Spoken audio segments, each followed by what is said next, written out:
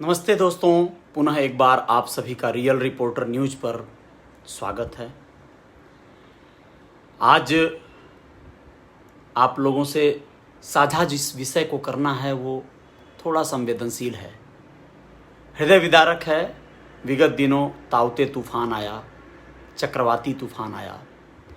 उसने जिस तरह का भी पूरे देश में कहिए या समुद्र तटीय क्षेत्रों में कहिए, गोवा, गुजरात, सौराष्ट्र, महाराष्ट्र, मुंबई, चाहे जहाँ भी कहिए, जितना भी क्षति किया है, घरों को गिराया है, पेड़ों को गिराया है, मकानों को बहाया है, चाहे जो कुछ भी किया है, लेकिन उन सब में जो क्षति जनहानि के रूप में हुई है वो बहुत बड़ी है। सोच कर देखिए, जिनके परिजन आज इस दुनिया में नहीं होंगे, इस ताउते तूफान की बलि चढ़ गए होंगे, उन लोगों के दिल पर क्या गुजर रही होगी। ऐसे लोग जो अपनी रोजी रोजगार की लालसा में अपने घर परिवार से सैकड़ों मील दूर पानी में रहते हैं, चाहे वो इंडियन नेवी में हो, मर्चेंट नेवी में हो, या फिर ऐसे जगह पर हों जहां न उन्हें कोई सही समय पर सूचना दी जा सके, या फिर न वो किसी को अपने वेदनाओं को व्यक्त कर सकें। जी हाँ दोस्तों, बार्ज शब्द ये आप विगत कई दिनों से कई बार सुने होंगे समाचार चैनलों पर। बार्ज, सोशल मीडिया पर। बार्ज एक्चुअली होता क्या है, क्या बला है ये बार्ज। एक बार्ज का नाम भी आप लोग खूब सुन लिए होंगे, P305 यानी P305 नंबर बार्ज। ऐसे ही और भी 4 बार्ज बह गए। मुंबई से 175 किलोमीटर अंदर समुद्र में ये बार्ज तहस नहस हो गए, बह गए, जल समाधि हो गई जिनकी। अगर नहीं भी उनकी जल समाधि हुई तो उस पर सवार लगभग 800 लोगों की जल समाधि तो हो ही गई। आप लोग स्वयं सोचिए, ये वो लोग थे जो लोग आने जाने वाली पानी जहाजों में ईंधन भरते हैं, जो लोग दूर दराज से, दूर देशों से आने वाली पानी जहाज़ों पे जो लोग आते हैं, कर्मचारी, कार्य करने वाले, वो लोग यहाँ ठहरते हैं। एक तरह का ये स्टेशन होता है। दोस्तों, बार्ज एक ऐसी जगह होती है जो पानी में तैरता हुआ एक सोसाइटी कहिए, एक नगर कहिए। बार्ज एक्चुअल में आप लोगों को ये भी बहुत ज़रूरी है जानना कि बार्ज पर कार्य क्या होता है, बार्ज क्या होता है। कई बार ऐसा होता है कि ये जो बार्ज है ना, ये सपाट एक समझिए पानी पे तैरता हुआ एक बड़ा सा लोहे का बहुत बड़ा प्लेटफॉर्म है, जैसे ट्रेन का, रेलवे का प्लेटफॉर्म होता है। जी हाँ, इनमें इंजन नहीं होता है, यानी इसे चालू करके लेके बाहर दौड़ाया या पानी के भीतर नहीं जाया जा सकता है। इन्हें आगे पीछे करने हेतु या इन्हें अंदर बाहर ले जाने हेतु, दूर ले जाने हेतु कोई न कोई इंजन, जैसे ट्रेन को खींचने के लिए इंजन लगते हैं, वैसे ही बार्ज को ले जाने के लिए टोचन पद्धति से, या वहाँ पे आप जानते होंगे जो नदियों में लंगर गिराए जाते हैं, नाव को बांधने के लिए, रोकने के लिए कांटा जैसा होता है वो लंगर, उसी के सहायता से इनको आगे पीछे ले जाया जाता है पानी जहाजों से खींचकर। तो इसमें इंजन नहीं होता है, ये एक जगह अस्थिर हो जाते हैं, अस्थाई हो जाते हैं। कई सारे लंगर पानी में डाल दिए जाते हैं और ये वहीं टिके रहते हैं।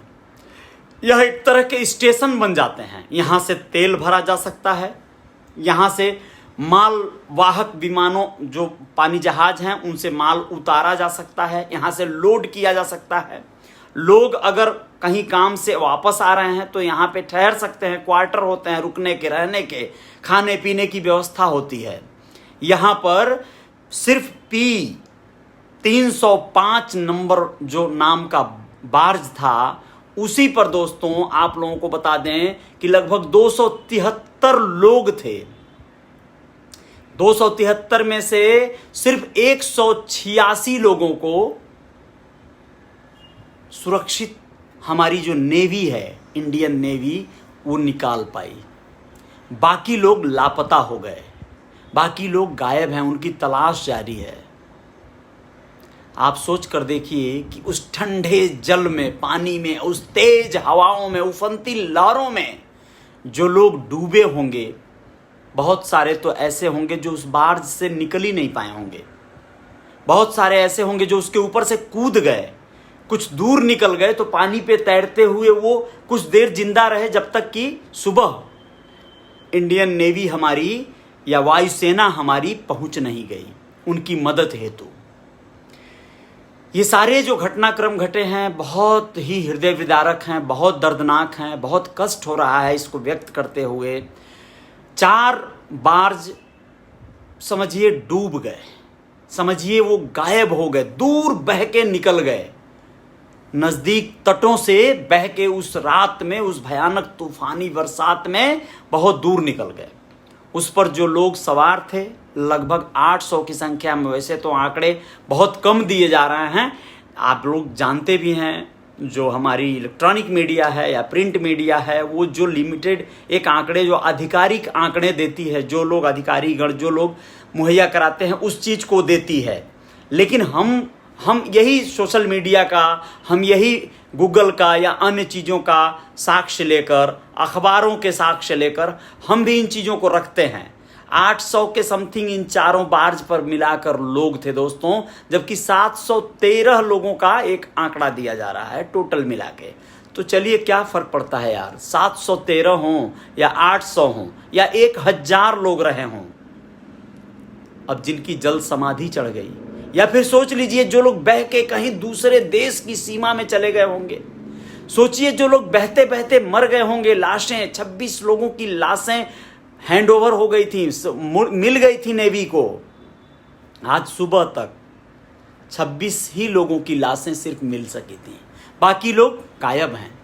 अब वो समुद्र के धरातल पे पहुंच गए, समुद्र की असीम गहराइयों में, कई किलोमीटर नीचे तक की गहराइयों में डूब गए, बड़ी बड़ी मछलियों या अन्य जानवरों, जीव जंतुओं के निवाले बन गए। क्या कहें इस चीज को, कितना दुखद है ये, बहुत दुखदाई ये घटना है। इसमें मैं यही कहूंगा कि सोचिए अगर जो लोग यहाँ से दूर दराज किसी टापू पे बह के चले गए होंगे और वो जीवित होंगे तो क्या हो रहा होगा इस समय उनके साथ, यानी किसी ऐसे आइलैंड पे कहीं समुद्र में, आप जान रहे हैं मीलों मील दूर तक सिर्फ जल ही जल है, बीच बीच में कहीं कहीं कुछ आइलैंड पड़ते हैं जो रहस्यमयी तरीके से, कहीं जंगल हैं आइलैंड पे, कई किलोमीटर के वो बड़े बड़े आइलैंड हैं, एक तरह के समुद्र के बीचों बीच में वो एक ठौर हैं, मिट्टी का भूभाग जो है निकला हुआ है, बर्फ की चट्टानें हैं, ठंडा पानी है, अलग अलग तरह के मुश्किलों से उन समंदर में वो किस गति से वो